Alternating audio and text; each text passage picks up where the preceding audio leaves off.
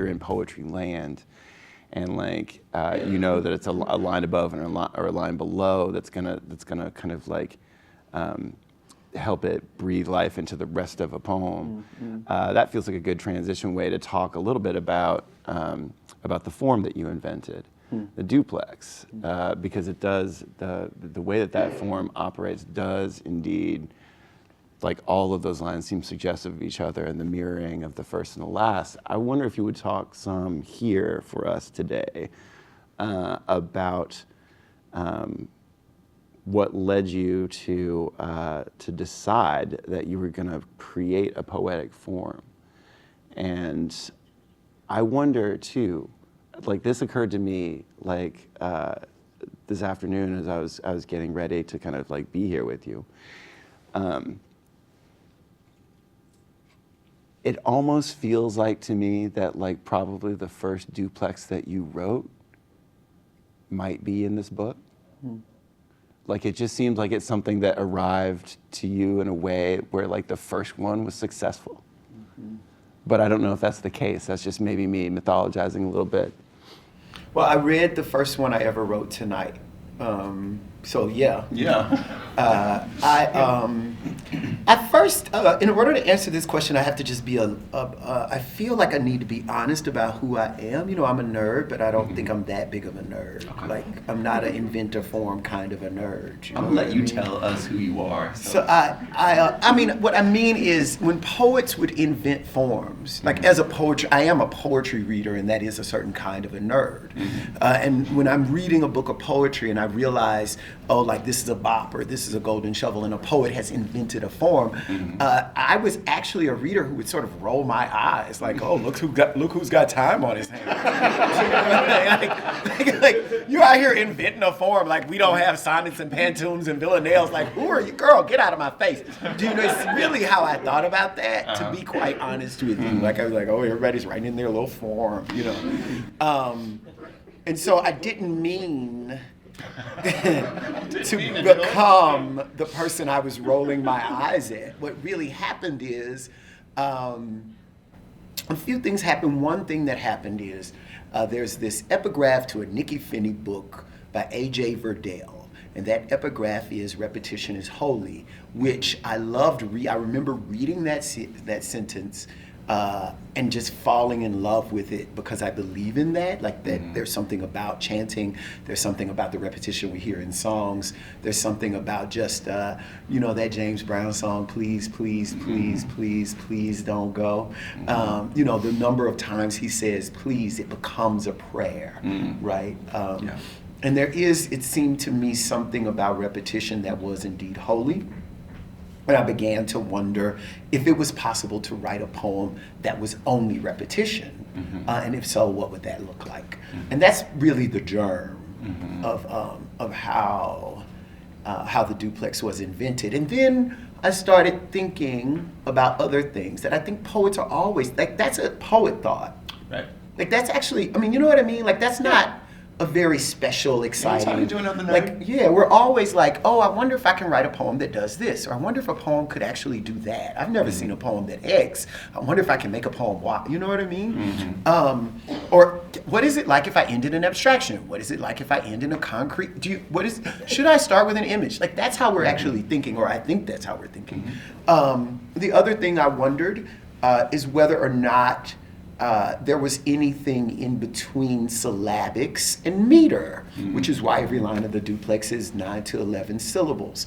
I was wondering at that time in my life how I felt about the sonnet, why I have this very interesting, not very interesting, I think everybody, definitely people who read, I think everybody has a love-hate relationship with the sonnet, you know, because you know what it is. You know, if when people are like complaining to me about poetry, everybody wants to know what I do on the plane until I tell them I'm a poet. And they tell me I hate poetry. And I'm like, I just told you what I love and you're telling me, right? Like we could have skipped this fight. Like, you know, but all of those people know what a sonnet is. I mean, no, it's 14 lines. You know what I'm saying?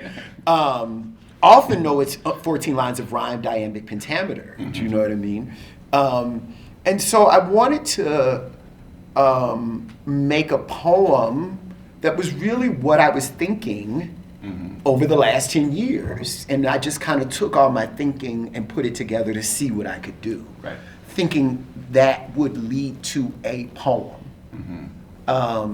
And so after I wrote the first Duplex, I had all these lines laying around, and I had written it, and I don't advise this. This is something I would tell my students not to do, to think of a form and then fill it in. It seems like bad, like it's a bad idea, but it worked out. Sometimes, you know, a bad idea will work. Isn't that something?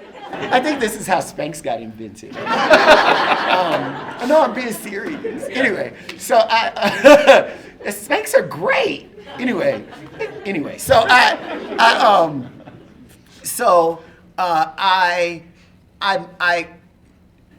printed every line that I had ever written in failed poems and in the notes app of my iPhone that was 9 to 11 syllables. I took all those pages and pages and pages and pages, a lot of pages of poetry. I made slivers of paper. I had already decided on my form. I knew my first line was my last line. I knew I was working with couplets. I think it's much more important that you think about writing couplets and you don't worry. There's this way that my students get frustrated, or anybody, I imagine, working on the Duplex gets frustrated because we're thinking about the poem with our narrative mind. But if you think about the fact that the poem is a hustle, you can give up thinking about it with your narrative mind and you can begin thinking about it with your mind of juxtaposition.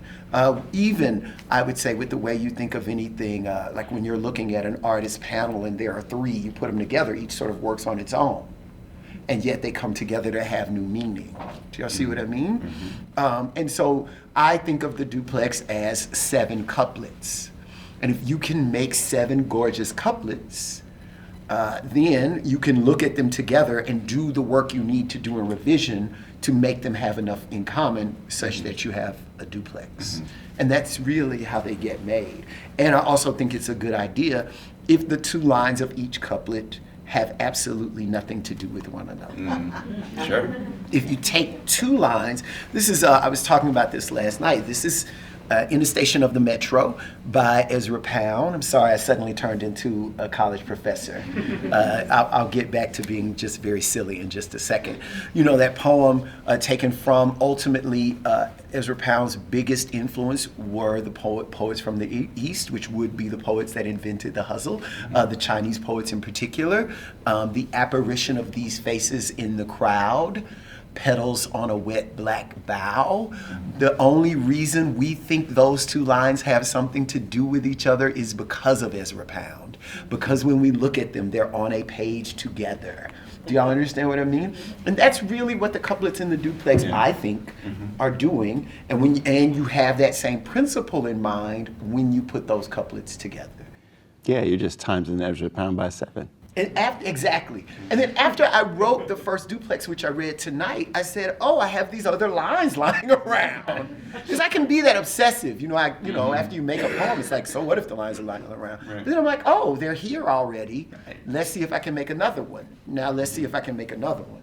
Now let's see if I could just write one without the lines. Oh. You see what I mean? Which now, I've made so many I can write them. But I used to, they were made by pastiche, as so many of my poems are made. That is not to say, I want to be clear about this. That is not to say that I don't get a line and push. Sure.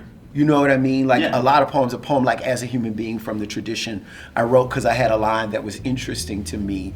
And from the point of that line, I just pushed until I got to the last line.